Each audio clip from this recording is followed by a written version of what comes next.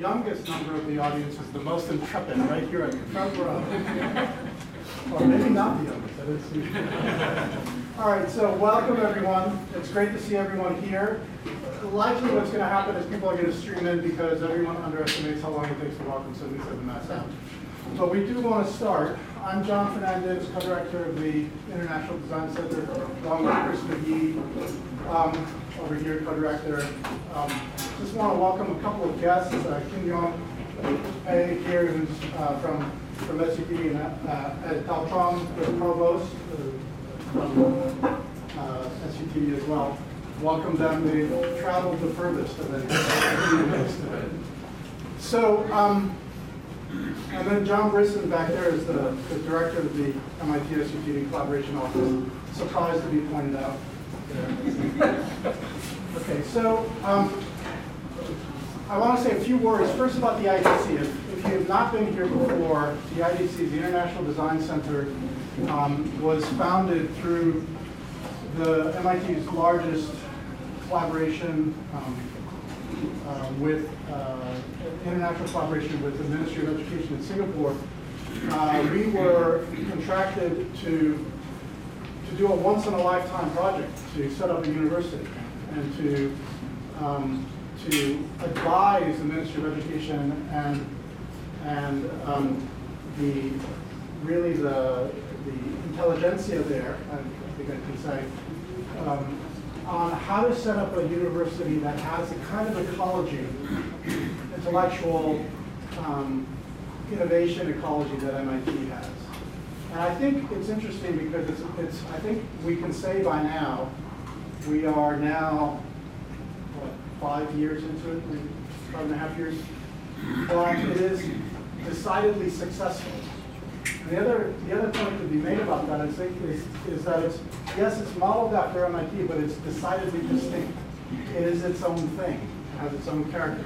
So if you're anywhere in that region of the world, do visit Singapore University of Technology and Design. The International Design Center is the central research center of that university, and we are fortunate to have a sister organization here at MIT, and that's where you are, the International Design Center. This center is focused on doing research in design across disciplines, across multiple disciplines, and here at MIT, across the 5 schools. So this event is our inaugural interdisciplinary design conversations, IDC, hosted by the IDC here.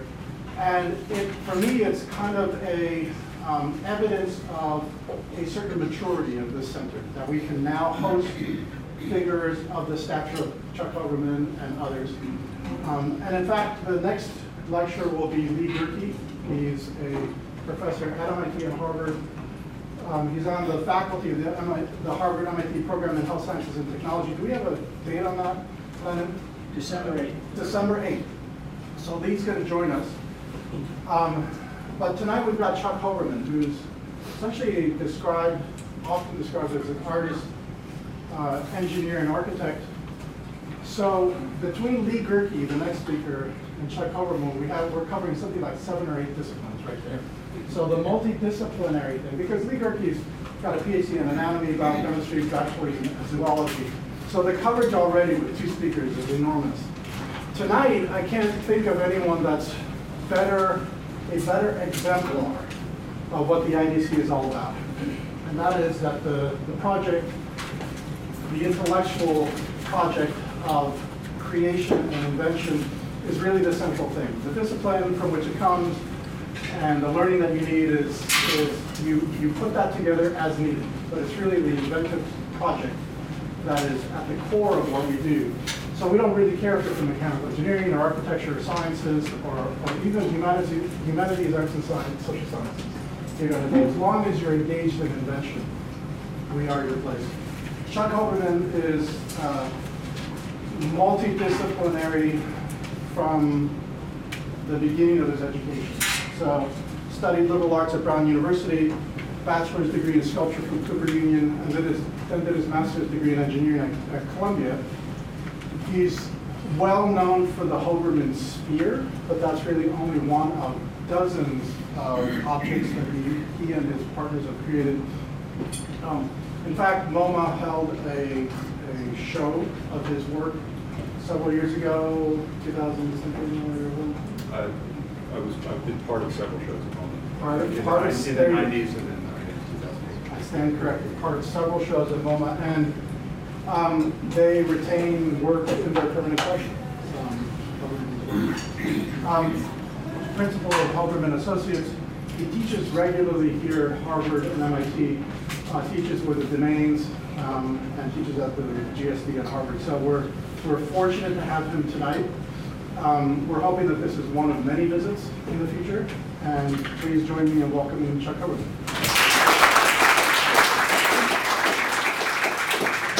Thank you, John, and to the IDC, to Chris and to Deb, and also to our colleagues from Singapore, because people have come from far away. I'm going to start at John's suggestion by showing a few different objects, because basically it's fun. The toys are. So this, I think, is familiar to everyone, and there's three objects roughly the same shape, and really you can kind of explain what I do by saying, yes, they're kind of globally the same shape, somewhat different colors and patterns, but the real difference is in the actual motion of the object. So this is a toy. Just give me a sec, because I'm going to go right over there. I'll keep going now. This is a toy called the Twisto. This, can anybody guess what this does?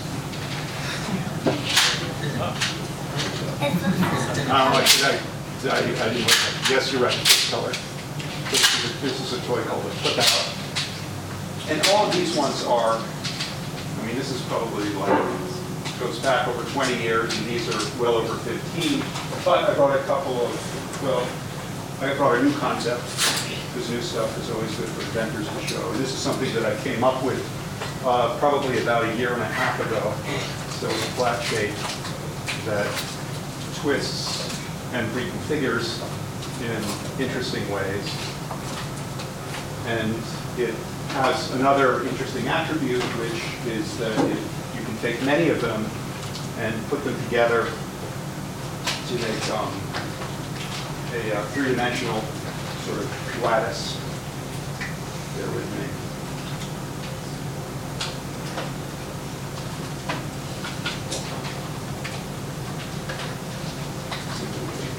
A little bit of difficulty there. So you can see that.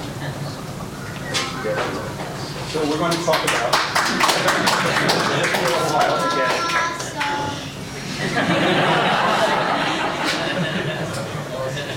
you can keep saying stuff like that. That would be fine. All right.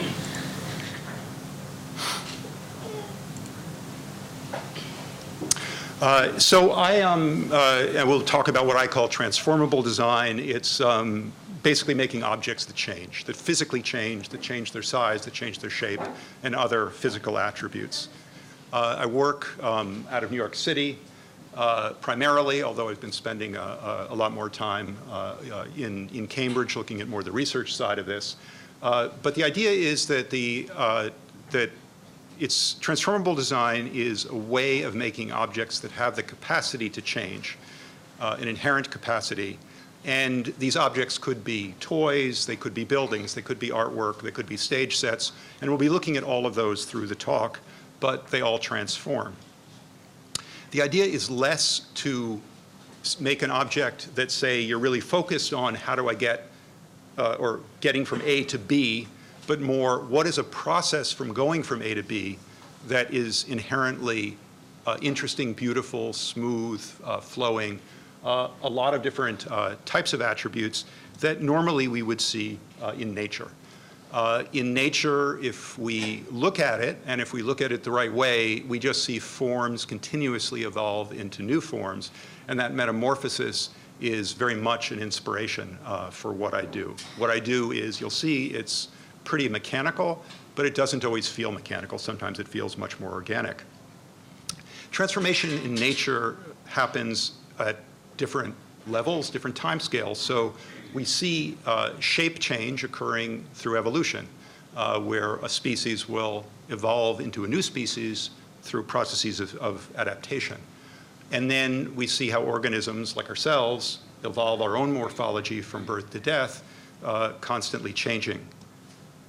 And then you have these examples in nature of what we might call real-time transformations. This is a cephalopod, which is a kind of an octopus that is changing its color, its texture, its size and shape, all with the interest of eating the little fishes that are swimming by.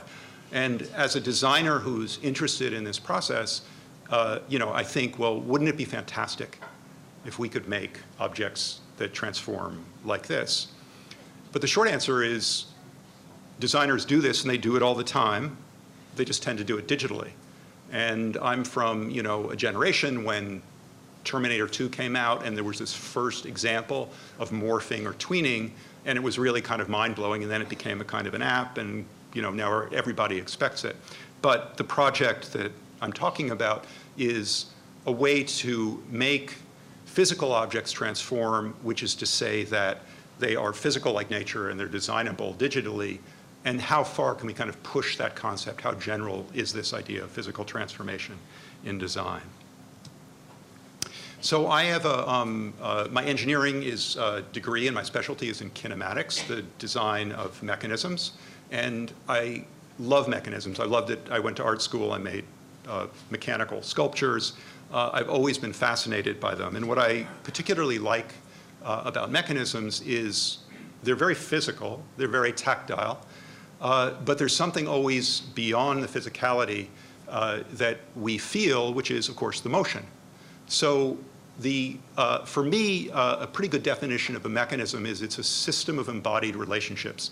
That is to say, the objectness of it, the connections, the topology, the geometry, has a kind of a DNA that generates motion.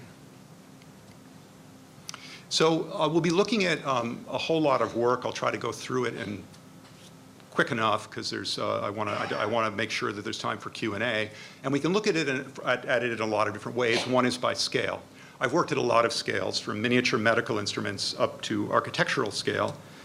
This shows some of the smaller work that I've done. This is out of the Harvard Microrobotics Lab. Actually, but it was for a class here at MIT, and they made a kind of a Hoberman mechanism using special micro machining laminate technology. And then this is a project that I'm currently engaged on, which is a retractable roof for the new Atlanta Falcons Stadium. It's actually called the Mercedes Stadium now. And it's obviously at a much bigger scale. And from a very kind of grotesquely simplified point of view, it's like, well, the mechanics is the same. That simplifies it a lot, but in some ways, I think I'm in a design, environment. Sometimes getting a really kind of simple approach to what you're doing, the complexity will emerge soon enough, is a good way to do it. And so from my point of view, geometry and mechanics can generate phenomenon across really an infinite variety of scales. I'm really glad to hear in John's introduction the emphasis on invention. If I was to kind of, of the different disciplines that I hold, to characterize myself, I think of myself as an inventor. I feel like it is something that sits squarely between the objective and expressive sides of the creative spectrum, between art and science. And when I think about invention, it's something that I seek inspiration from, very often from other inventors. And I'm putting these two quotes on the, I put these two quotes in almost all the talks general talks that I give, just because I love them. And they seem to just kind of always resonate with my work, but very often with the audience as well. So Henri Poincaré, a French 19th century mathematician, spoke a lot about the psychology of invention, the process of invention. So the two quotes, I'll read them to you. Thought is only a flash between two long nights, but this flash is everything. So the flash is the light bulb moment. It's the aha moment. It's something that it's mysterious. It seems to come from nowhere. But then Poincaré goes on to say, invention consists in constructing the useful combinations, which are in the infinite minority. So in a way, he kind of goes back on his first statement, which is that the flash does come from something. It comes from combining existing things. Things don't come from nothing, they come from something, and invention comes from combinations. And The phrase about the infinite minority is just a reality check for all of us who are in the invention game. You have to, you know, as it were, kiss a lot of frogs. You have to think of a lot of ideas and reject most of them. So I'm going to speak briefly about an invention I came up with in 1988. And in about 30 seconds, it's probably the single most, I would say, seminal invention that I made. But I think you can understand the basics of it by this animation. So it's based on a scissor pair, two links crossed at the middle, and the lines going through their endpoints remain parallel. And if you move the connection point off the midpoint, as they fold and unfold, there's a changing angle. And there were structures at the time, pop-up structures they used to make that. And what I discovered was that by bending or angulating the links, the angle no longer changed. It became an invariant quantity with the movement of the links, allowing me to connect it to others of its type and to basically close the ring, to close the shape. And that, in a nutshell, was kind of the basis of not just the Hoberman sphere, but really a wide variety of other structures and inventions that I've made. Now, if we can consider, you can consider invention from a number of different angles, and one is patents. Personally, I love patents. They have kind of the same look and feel today as they did 150 years ago. And there's something about that which I feel like there's a real tradition of it. So I'm going to briefly go through what the patent on the Hoberman sphere comprised of, which is to say the claim, the actual piece that protects the intellectual property. It starts with a loop assembly. That's basically the fundamental unit. And then it refers to scissor pairs. Scissor pairs are what you saw in the animation. And the scissor pairs themselves are comprised of what we're calling an angulated strut element. In other words, that was the discovery to bend the scissor. Then those are connected together in a closed loop assembly. And then it refers to something called normal lines. So the line is the line that you saw in the animation that the motion of the links passed, and it's normal because it's normal to the surface. It's at right angles to the surface of the reversibly expandable three-dimensional truss structure, which is actually the title of the invention. So I have these are my patents. There's about 20 of them, and a few more patent pending. The numbers are, knowing that there are inventors who get hundreds of these things. It's not a huge number, but I'm very, very proud of them. These different inventions, if you actually can be grouped in different ways, and one of the things I'm going to be talking about is grouping them not according to a particular shape or even a particular mechanical feature, but more a transformative function. So we can look at some that are expanding, structures that get bigger and smaller. We can look at others that are retractable. The difference is that when you make something retract, it doesn't really get bigger or smaller, but it may move the material around so it can be nested into or hidden behind a fixed structure.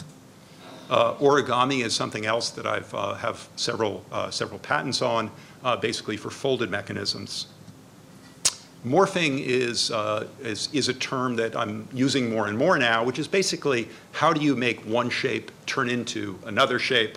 And then the last are surface mechanisms, and this will come out, and you'll see later in the talk, with a series of inventions that were really intended for use on building facades, so I kind of went from 3 dimensions to 2 dimensions on that. But let's talk about toys. Toys are always cool. So this is one of our customers, and I'll show you a few others.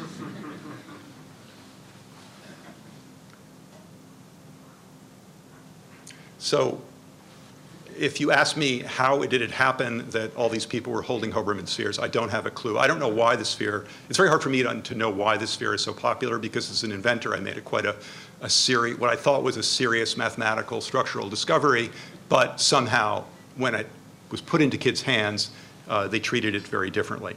And here we have, this was about a year ago that my wife's aunt called up and said, the president's holding your sphere, and the kid who handed it to him said it's his invention, which turned out not to be true, but I'll play you.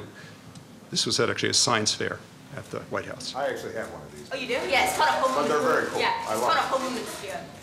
Sometimes I just stare at them in space. I know. Sometimes in the Oval Office, I just look at one of these. Try to fit. You can't make this stuff up. And then, because I don't know why I put the next slide in, but it is MIT, so I thought I would put in a slide from Silicon Valley, because I felt like maybe the audience would appreciate it. This is actually the switch pitch.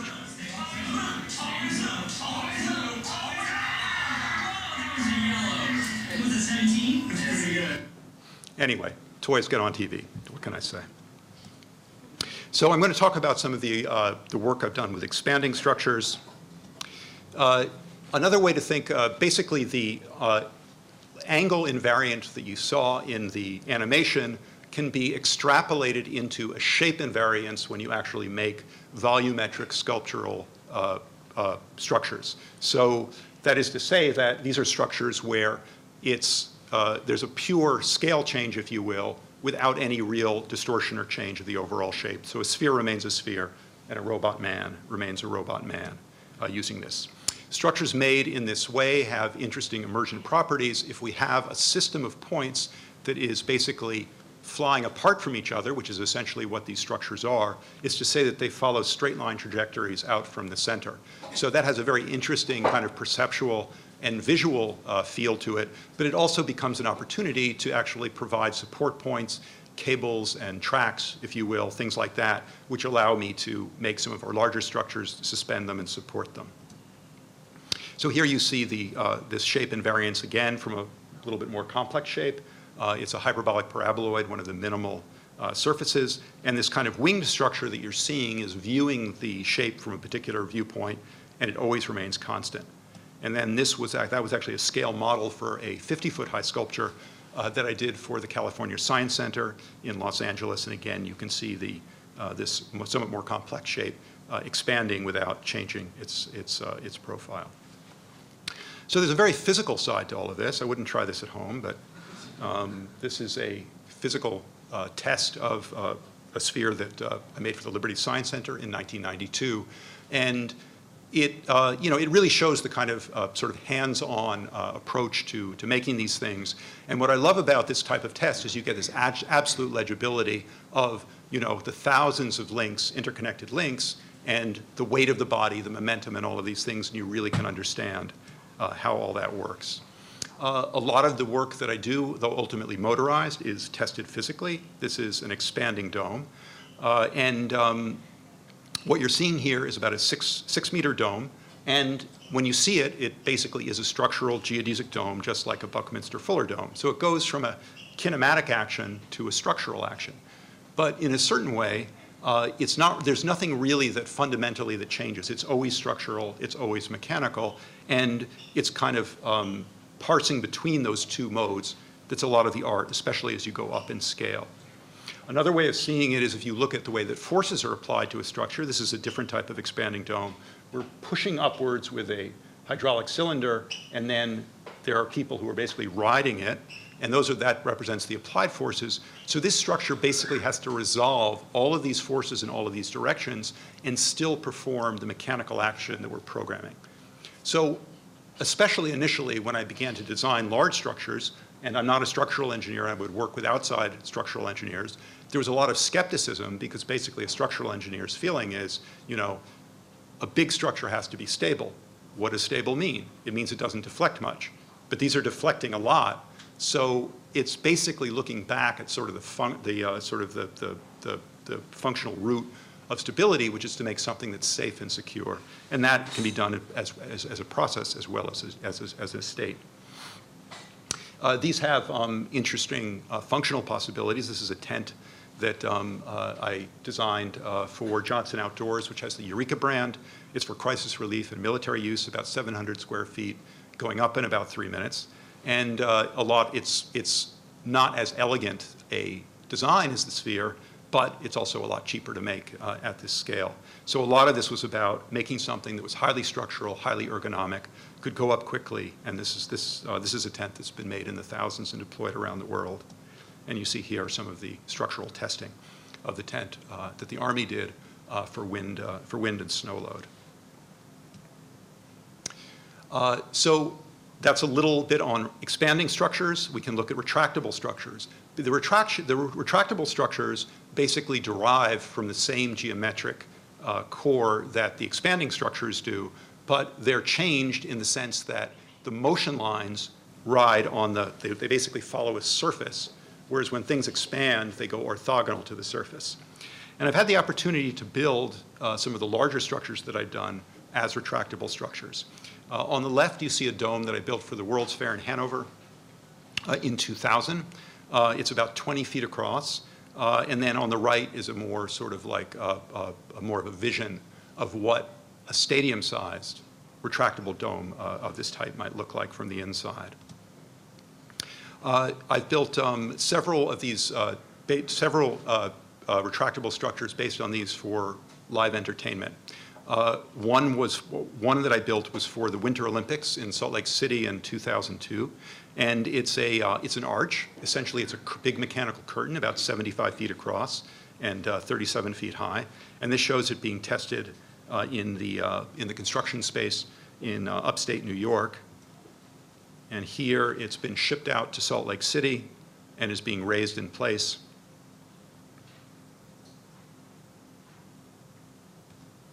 And then here you see the initial test out. So I remember well standing in a kind of the parking lot, which ultimately all the bleachers were built in for Metals Plaza, where this was installed, and it's freezing cold, and the wind is blowing, and it's absolutely terrifying when they press the button, because you've tested it, you've engineered it, there's a whole team around you, but you just don't know.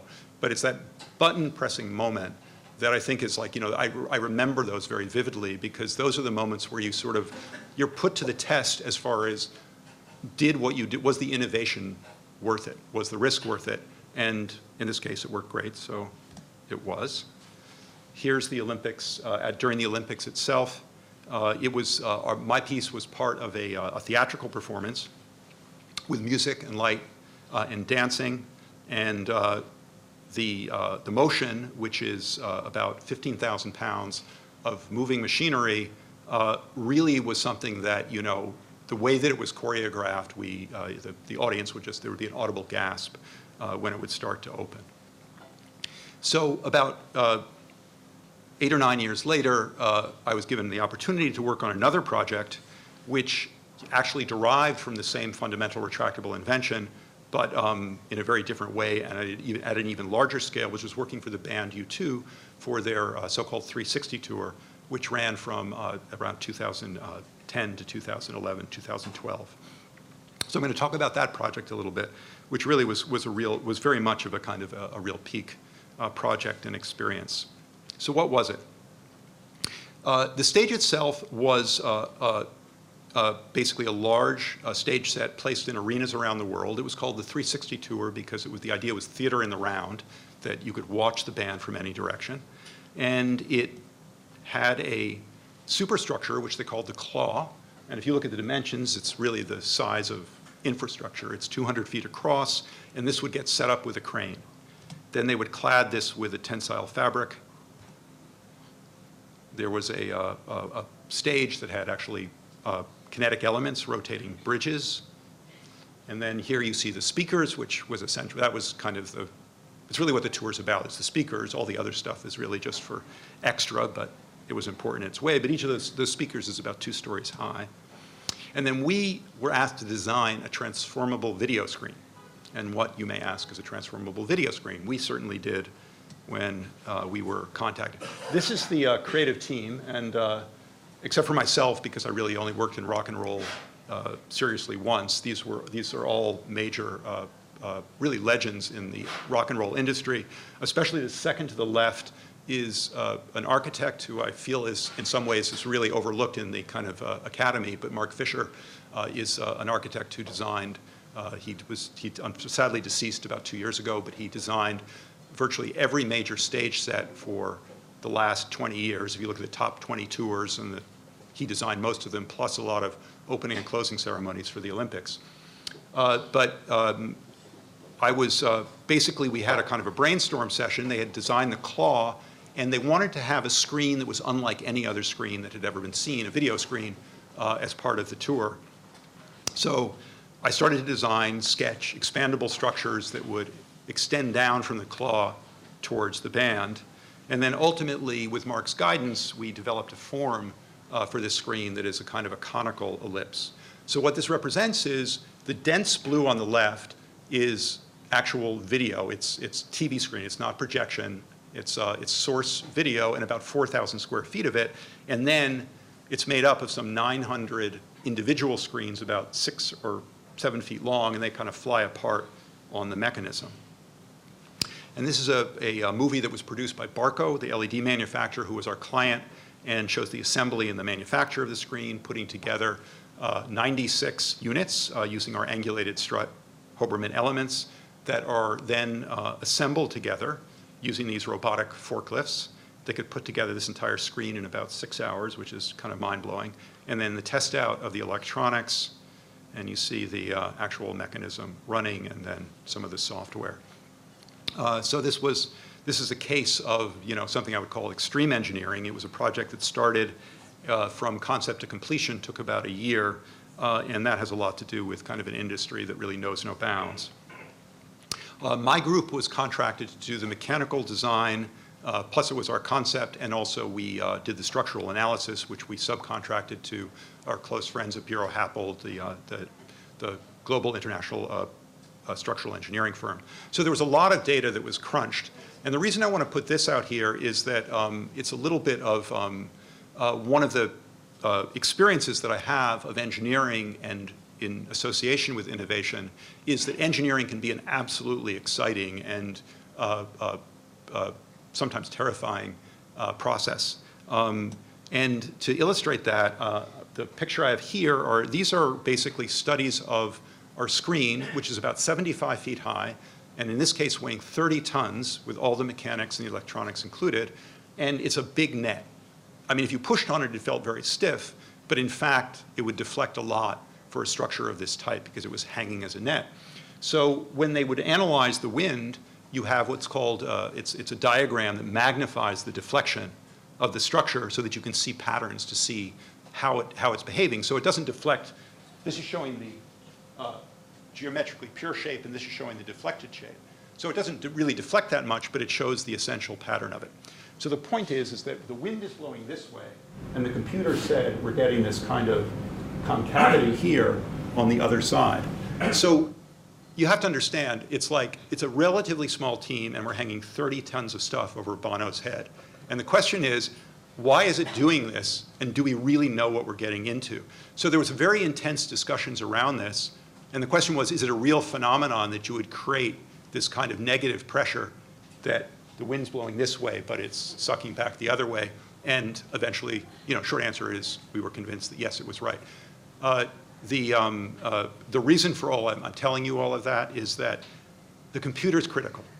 We can't really, so much innovation depends on computation in so many different ways. But there's a point with all of this where it's the insight of the team and the ability to trust the data and to trust the other members of your team that really count towards making this stuff work. Some more video. This was big. This was a big object. It was very cool. You could climb around on it. It had little footholds. And here you see it being tested out in Wembley Stadium. Again, this is about 7 stories high. I mean, the band really didn't have they didn't ask for a particular theme for this thing. They really just wanted to create a kind of a fantastic piece of artwork for the show. And it had a very, when you see this move, there's kind of a feeling you get in the pit of your stomach. It's kinesthetic, it's visceral, it changes your perceptions, kind of like what's possible. And here's I saw the concert probably about 6 times. Great concert. And this shows some of the footage. They could do all kinds of video mapping onto it, both live and pre-programmed. And then Willie Williams, who was the creative director for the band, basically his purview was just to kind of paint all of this stuff and bathe it in different lights with different looks for different songs. And then this is the view that really only the band members got, or the people on the tour who could go inside. And it was a really, really great structure. Okay. This one, let me see where we're at. This project is one that is more recent. It doesn't have quite the same cool factor, but it's actually bigger. So I've been thinking a lot. I'd been thinking really from almost day one about kinetic architecture. And if you think well, what kind of architecture needs to be kinetic? there really are not there are examples of things where you might aspire to make it kinetic, but retractable roofs over stadia are really a kind of a kinetic typology for architecture. The thing is, though, that most retractable roofs over stadia are really just comprised of a roof on wheels, or maybe two. And I've always been interested in more of this continuous dynamic transformation, so I would occasionally get calls to look at retractable roofs, and I would more or less say, hey, have you thought about the Iris Dome? And people just said it was too much, it was too risky. But about a year and a half ago, we got a call from my friends at Bureau Happold, at the engineering firm, and they said, we're entering a competition with the architects HOK to build a new roof for the Atlanta Falcons.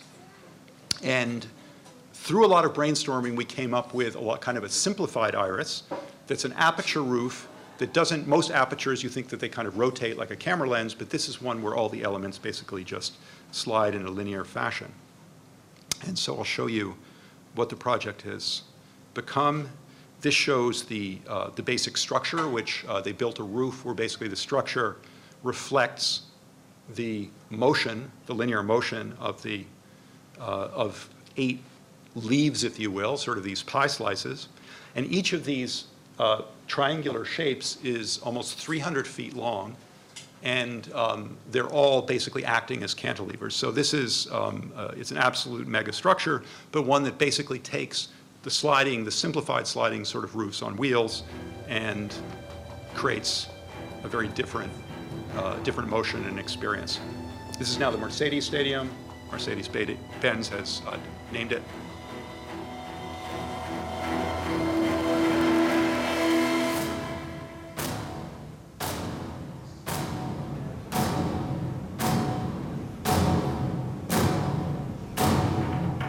Like the music?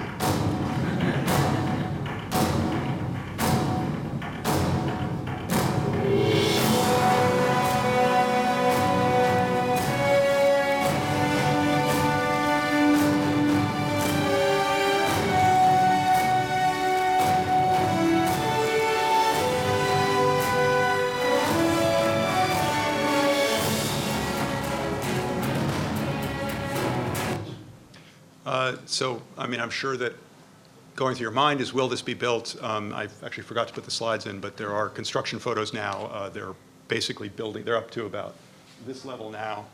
All the groundwork is done. This is next to the Georgia Dome. So to be clear about this. How long will it take to open real time? Real time, maybe 10 minutes. Yeah, it will not be as shown.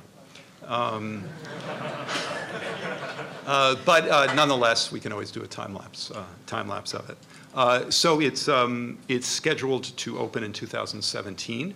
And to clarify, I am myself and my group are a very small part of a very large project, but we were there at the genesis of the idea and helped achieve it. So it's very exciting to see this come into being.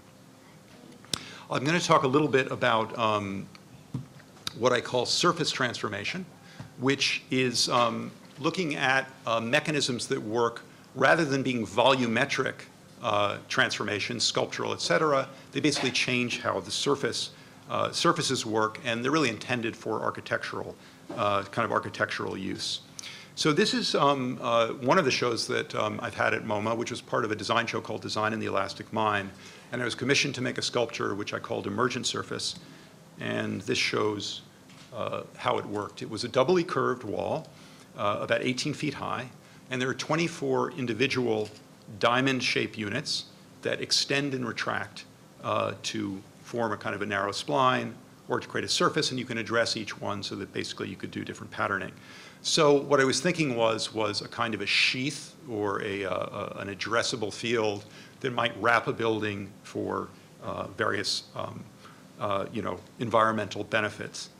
And I, around this time, which was sort of in a period of around 2006 to 2010, I was very intensively involved with this idea of, I've always loved the idea of transformable architecture. How do we get these things onto buildings? And I started to focus on the building envelope because it seemed like the most practical way to go and the one that would have the biggest sustainable benefit.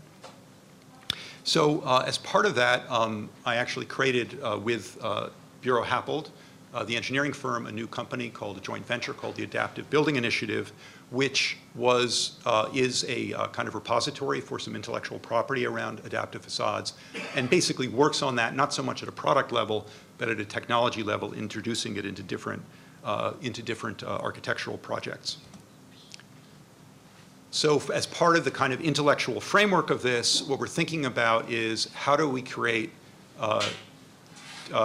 technologies that can adaptively respond to changes in permeability, opacity, and surfaces that can extend and retract, not unlike the sculpture. And I'll show you some of the projects that we've done over the years with this, which is, it's still I would call it a kind of a work in progress in terms of like where we're going with these kinetic facades. There's been a lot of design thinking around two-dimensional mechanisms, which are, of course, easier to do than three-dimensional. But nonetheless, we're trying to get them into a regime where they can really be put on buildings. So two types are retractable, and then ones that simply modulate the surface.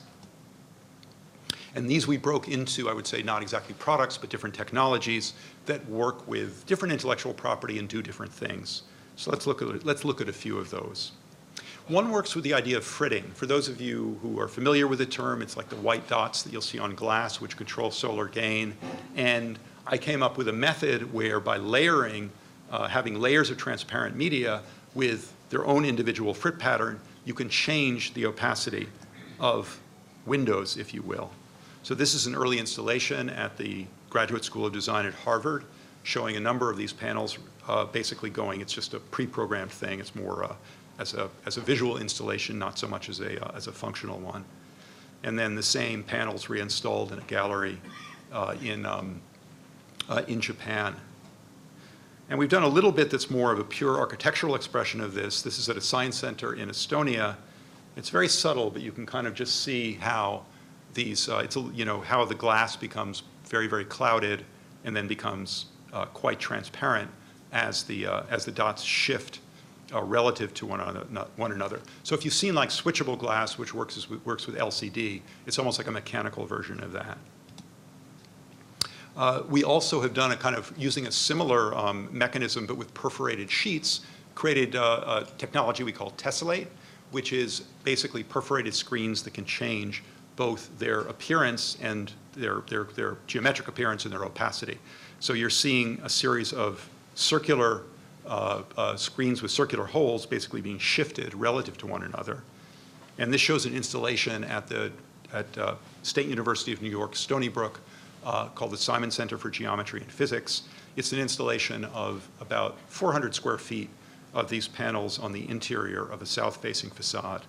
And it's very lovely when you kind of see the light coming in because it kind of bounces around on the layers of stainless steel. There's 3 to 5 layers per panel, and it's a very kind of rich look that then becomes more like almost like a theatrical scrim at night. This is looking in through the windows. So we did a little kind of an essay on geometry. We have a square pattern, a hexagonal pattern, triangular, and circular. And since our clients were mathematicians, we had a lot of fun with playing with all of those patterns.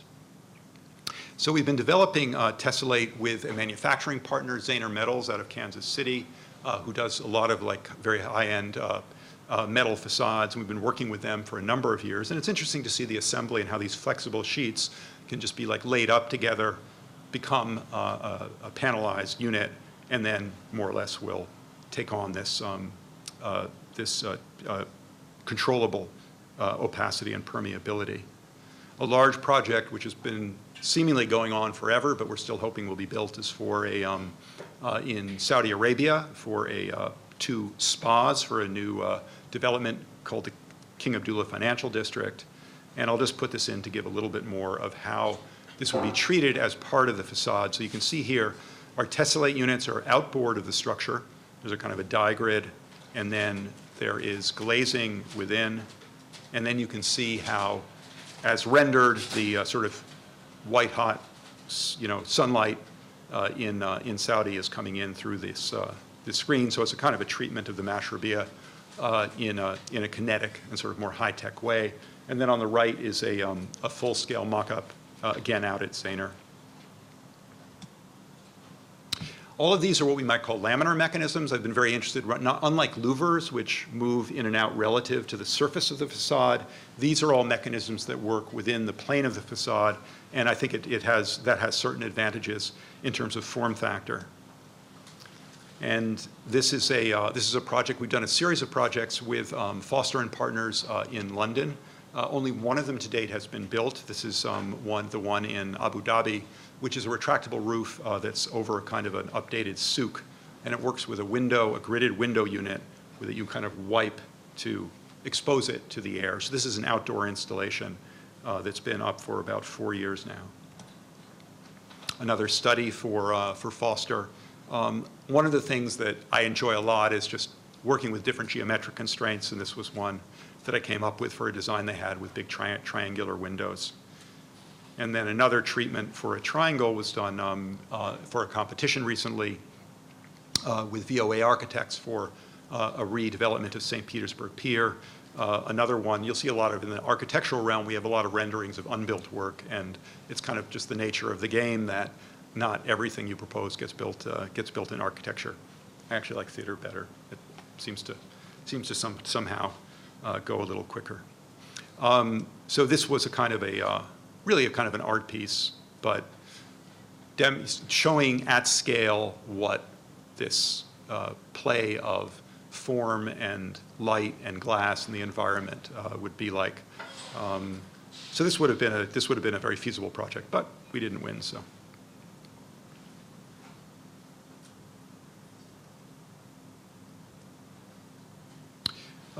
Taking these mechanisms, we can make roof surfaces out of them. These are umbrella units, a scale model. Each of these units is square in plan. And we offered this as a concept, again, unbuilt for the new Hotel Peninsula in Paris. And it was a kind of a foray into taking our structures and trying to come up with a complementary approach to a very historical building.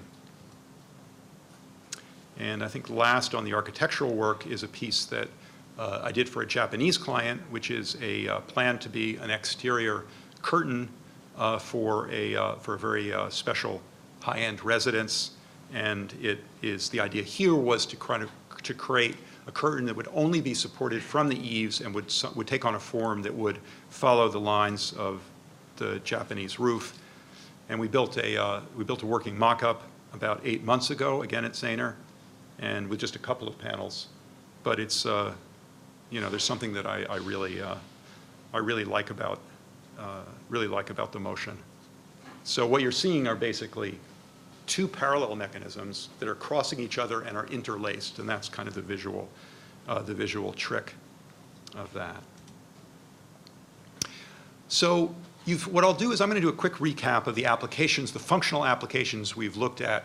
In my career, looking back on it, because now I've been doing it for decades, I've always been very motivated to invent, and I've always been very motivated to build. And so in practice, the only way you can build is to find a use for these that a client will pay for. But, and I've explored a lot of different areas: deployable and portable shelters, adaptive facades, operable roofs, theatrical. So they're basically being laid out on a grid with a timeline, products, mostly toys, not exclusively. A fair amount of artwork and installations, and then this sort of general kind of research area. But I would say, looking back on it, I've never really been a deep specialist in any of these areas. My specialty has been in transformable design, and really I couldn't have it both ways. If I had really become an expert on adaptive facades, I would have had a very different firm, and I wouldn't have really had the time to focus on all these other things. So looking back on it, it's kind of, there's a realism to that. And in a way, it's exemplified by the energy that I put into the intellectual property around it. But when I made this chart, what I found what was interesting was we can now start to trace the lineage of these different inventions and patents according to the projects. So here we see, out of these patents that refer to the expanding function, how they connect to these projects, retractable to these, origami projects generated by these patents, so-called morphing and then the surface patterns. And in a certain way, I feel like this diagram really begins to express the reality of the practice as I lived it. I was always thinking kind of up here and then doing the kind of the dive into the projects, but the generative function was through invention. I hope I am winding up relatively soon. Let's see how we're doing. We're doing okay. I'm going to talk a little bit about some of my more recent design explorations, and then a little bit about some of the work that I'm doing at the university. So I've been motivated for a long time with having created this really quite general expanding algorithm. You give me a shape and I can give you back a mechanical expanding structure. But wouldn't we like to make something where you could basically connect a starting shape and an ending shape and pretty much at will? I haven't been able to do that, but I'm working on it.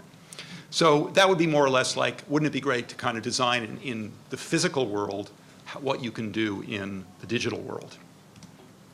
So over the last few years, I've been working on something that I would call a shape change through spinning. And by that I mean by spinning elements around, we're able to make shapes that change. And I'll show you a few of those. So I started working on this around the time we were working on U2. We began to think of other stage sets that we would like to do. And we began to look at these kind of, I would call them fronds. And they're basically just rigid objects that spin on axes. And they're all spinning actually at the same rate. And you can get this kind of wonderful variations on different types of surfaces and shelters. They have a kind of a plant-like quality to them. Simple mechanical idea, simple animations, but it felt right. It felt like a kind of a very rich field. And at the same time, as I was thinking about this is actually a related structure to what you're seeing, but it's more of a closed volume for a cylinder that turns into a sphere, just an animation. But what I was looking at here was almost like a physical sense of how winding something in and corrugating it seemed like an appropriate way to look at volume change. So I built actually a physical version of this. This is a 3D printed mechanism. And what you're seeing you can see a little bit of how it's working with entirely rigid regions connected by links. But then I started to think about how would I build these practically at larger scale, and came up with the idea of rather than making a complete surface, just taking the edges of these elements and making tube splines, basically free-form stainless steel tubes that have been bent into a particular form, and you get a shape that transforms quite fluidly. And one of the odd things about a piece like this is even when you're close to it, you can't rid yourself of the illusion that these waving forms are somehow bending themselves. They're not. They're completely rigid. This is actually the source manufacturer for these tubes. They're these cool machines that cold form stainless tubes. They're pressure rollers in a twist, and basically you can get any three-dimensional spline that you like out of a machine like this. And we've taken this idea to start to make actual shape transformations. So this is a cube that turns into a sphere. And it's a small piece that we did for the Liberty Science Center. And you can see the piece on the right as it goes from its cube form to its spherical form. Basically, it's all about reorienting the elements relative to your eye so that different forms are created. So the question is there a way to generalize this so that we could basically put in arbitrary end shapes and interpolate between them? And I pushed this pretty hard about a year ago when I was invited to join a competition for a sculpture for a pediatric hospital, and I thought about what would be some shapes that kids would really like. So I thought of a moon and a star. And when you're looking at a more complex shape like that, how do you actually decide how to form the splines? And I think you can kind of like go with me through the thought process that what we're looking for is actually the intersection between those two surfaces. Why is that? Because the spline is going to have to lie on the surface of the moon, and then it's going to have to lie on the surface of the star. So in some ways, it needs to find the common intersection between them. So what we're looking at here is an explanatory video, and you see a single rod that is turning around its own axis. This is a three-dimensional curve, not just a curve in one plane. And if I bring together 35 other unique tubes and rotate them all around their own axes, you see the moon form coalesce. And then there's one more trick that is done here, which is you taking the entire assembly and rotating the entire assembly as a unit while we're rotating the individual rods themselves, and then you get this kind of smooth morph from star to moon, and then back again.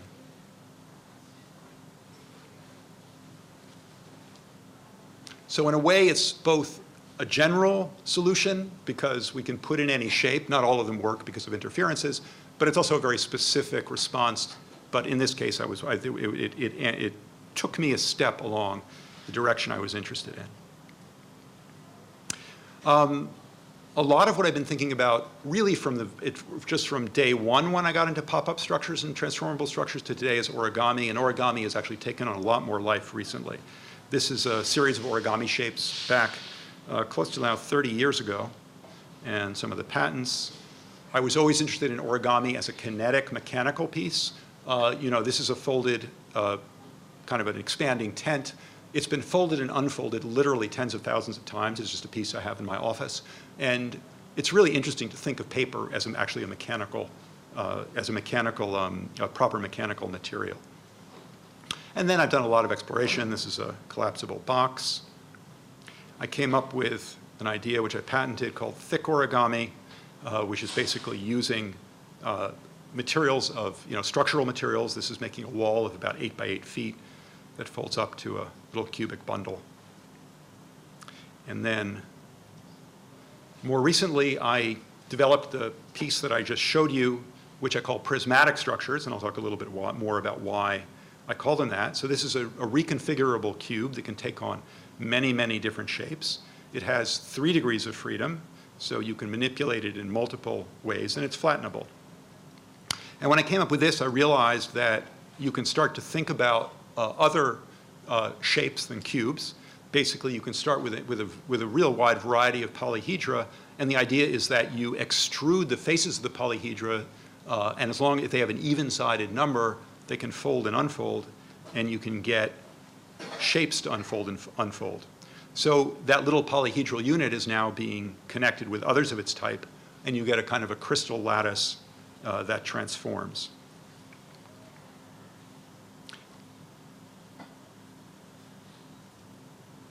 And here's a different variant with a different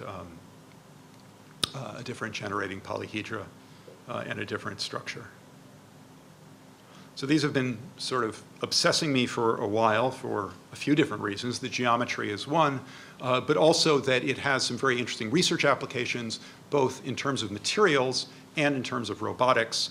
And I've been working with some different groups at Harvard on developing this. This is some work coming out of the Bertoldi group, out of the Harvard Engineering School of Engineering and Applied Science.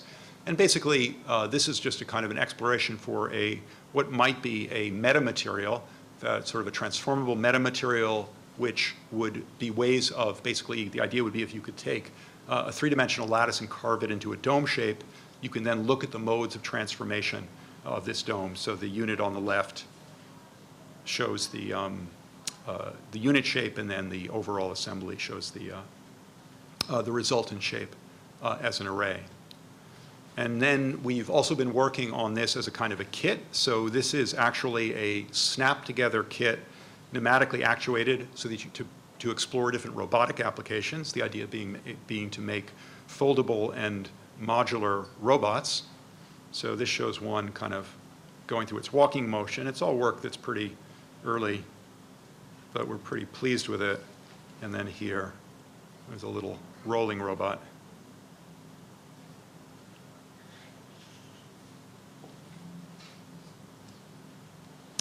I'll wind up quite soon. I'm going to speak a little bit about the teaching that I've been doing at Harvard, MIT, Columbia. Well, I started to teach relatively late in my career. I've been doing it for the last 5 or 6 years. And I really had a question when I started, which is like, who do I teach this to and how do I teach it? And I guess the specialty I've been working on is teaching to designers I teach also, sometimes I do have engineers and mathematicians and other scientists in the class, but generally to designers. But I try to teach the fundamentals of what I'm doing in a serious and rigorous way so that basically they're empowered to make their own original transformable pieces. So here's I'll just show you some student projects. This is a collapsible dome done at the Harvard GSD a couple of years ago. A kind of a pavilion. This has actually been exhibited outdoors at Harvard. I think it will be exhibited outdoors at MIT at some point. And then this is from Columbia, and you can just see how happy he is because he basically hardly has to, like, he more or less, you know, I always have this ideal, you make a structure and you blow on it and it moves, and this is getting pretty close. And then the 2 years ago, last year actually, I started a new class which I call Informal Robotics at Harvard, which is done in collaboration with the Wyss Institute for Biologically Inspired Engineering. And I'll tell you just a little bit about that class, which I've been doing a lot of exploration on. It's been I've learned a lot. Basically, the concept for the class is to sort of upend the traditional notion of what a robot is and what a robot can be, sort of this very mechanical arm or sort of a humanoid device, and to look at robots that are made of soft, compliant, lightweight materials that are nonetheless intelligent and exhibit true robotic function. So the class, we've really had a great time with this class. It's been a very satisfying collaboration between science and the design school. And I'm going to just end by showing a video from the class, and then we'll take some questions.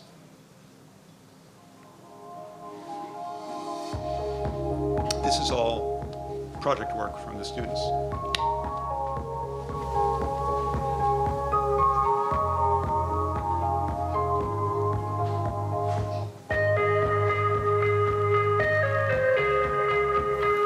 Forward.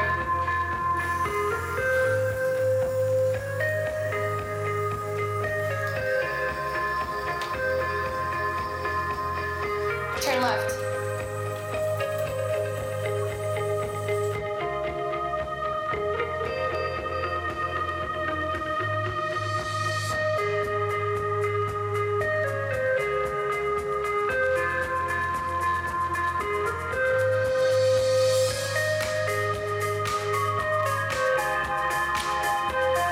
So this is very much about origami techniques as mechanism.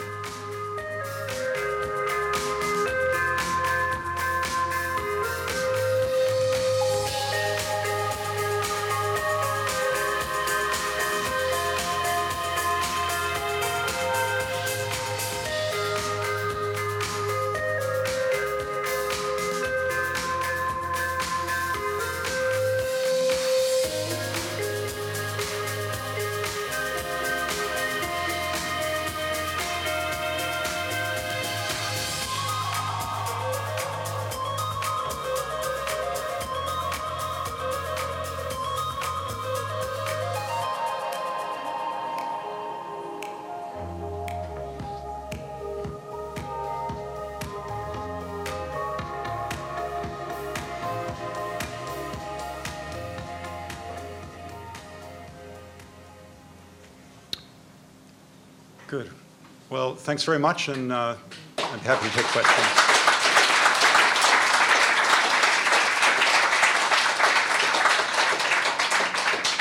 So I'd like to ask the first question. Can we all come down to your office in New York and visit you? You wouldn't fit.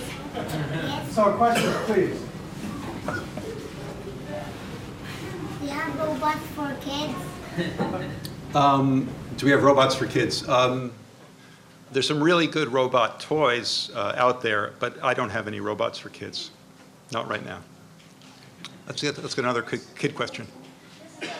Hoberman, my mom works at Gunn. Really? Yeah. What's her name? Okay. I'll say hi to her. Good. If you go. I go there all the time. Any other questions? Yeah. I have a practical question. Talk a little bit about your creative process. So do you work well collaborating with others? I'm talking about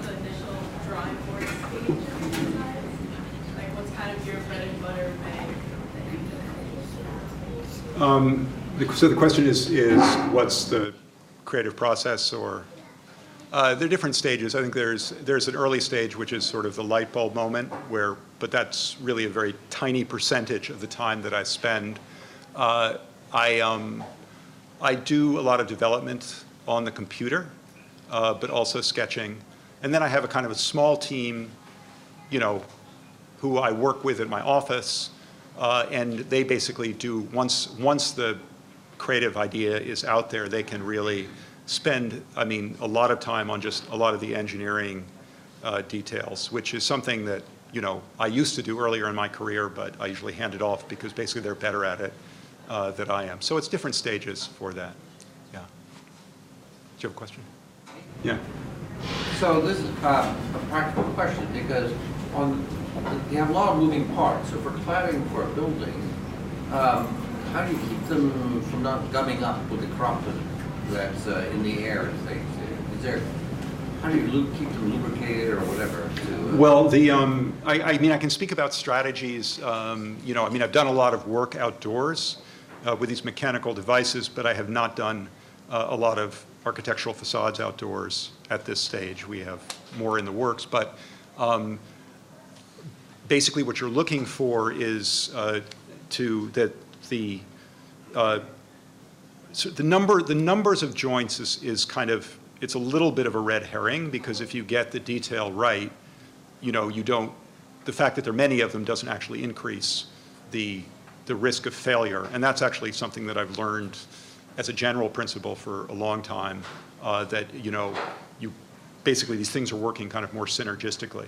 And so for architectural, we look for structures where we can have relatively loose fits and bearings that would normally go into, oil derricks or trucks or, equipment that's designed for sort of heavy-duty use.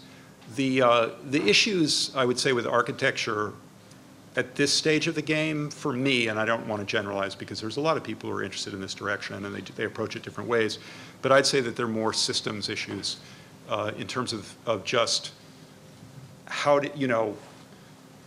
you're basically distributing a relatively complex system across a lot of area. And I think, that in a way is just to make sure that you have access, physical access, you have intelligence, feedback coming back, all of those things. It's almost like more than the mechanics, I'd say. I'm not sure if I'm answering your question that well, but the truth is that it's still kind of a work in progress. Yeah. Back there, I guess. No, you, yeah. Okay. Sorry, I don't know how to indicate people. When you get stuck in your process, what are some of the things that you do to get back into flow? And when you have that eureka moment, how do you celebrate? Both very good questions. I would say, at this stage, of course, I absolutely know what it's like when you're, say, under pressure on a project and you have to come up with the right answer, which might have very a complex series of constraints on it, and it isn't coming. So I'm not dismissing that. That happens. But what I like to do, and what I'm often able to do, is getting stuck. It's more a question of diverting your mind to something else for a while. I feel like and usually I have other interesting things to focus on. It's like it takes sometimes just like a little bit of benign neglect, I would say, to kind of like let the creative shoots. Solutions very often come, when you're not directly trying to attack something. So I don't have a specific exercise. In terms of celebrating, it is a great idea is a celebration. I feel that vividly when I'm excited about an idea. It's funny. I feel better all around. I feel physically better. I'm happier. I'm more sociable. My wife can tell. She may not even really care about the idea, but she likes it when I'm. You said you work on a computer, but you showed us some great packing tape and cardboard prototypes. What came first in terms of those two and then the computer model? Well, the computer model never precedes for me, on the invention, there has to be an insight that is basically, it's not even really a sketch, it's more like a kind of a visualization, but it may be a little bit more abstract in the sense because, you know, there's a mathematical side to it. But yeah, I mean, I think that, you know, this piece is, I mean, it's what it looks like. I was, you know, I was at my apartment and I didn't have any materials, so I cut up a box and, you know, kind of made it out of whatever. But I knew it would work on some level. It just turned out to be, you know, a little more interesting than what I'd originally thought. So that was box cutter and packing tape, and then computer, and then laser cut in terms of between that. Yeah, more or less. I mean, we're you know, now it's at this, you know, there's a lot. We've been, myself and my I have some great collaborators now I'm working with, but there's a kind of a, you know, I've put a lot into kind of exploring what that design space is, and you know, the computer is helpful. And then my collaborators are working a little bit more on the analytics, so basically they can compute degrees of freedom and you know, modes of sort of different transformation modes and things like that. You know, we're trying to come up with a pretty complete description of the system. Yeah. Can you talk about some of your nano or miniature applications and areas? Yeah, all of, I mean, in terms of nano and miniature, all of that is. It's, you know, it's very much connected to the Wyss Institute and to my associates at Harvard who are working on it. I don't have a particular specialty in on the materials side of it. So I mean, there's several directions. One is basically that there is a fair amount of technique to get down to, I'd say, a micro scale, not a nano scale, with folded laminates. And basically, that's something that's been coming out of the microrobotics lab, and it's using a lot of sort of pop-up technologies. But more or less, you can automate sort of like a laminate fold up and get all the cuts in the right spot. And then these things basically can be popped out with sort of a little macro force. So that's one area of exploration. I've done a little bit of collaboration with a so-called DNA origami expert, a guy named William Shi. And there is, you know, DNA origami is basically using gene splicing to make structures, but you can also make flexures in that as well. But I would say it was more of a foray for both of us because it didn't exactly.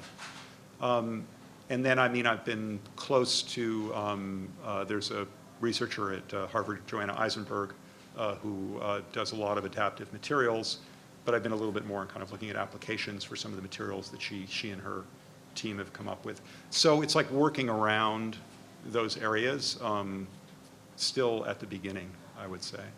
And you know, it's, I mean, it's great to be able to come in. Look, I'm a designer, I'm a mechanical engineer, I've got a great specialty, but I really don't know about material synthesis at the level of, you know, that they're working on it, which is a lot of chemistry and biology.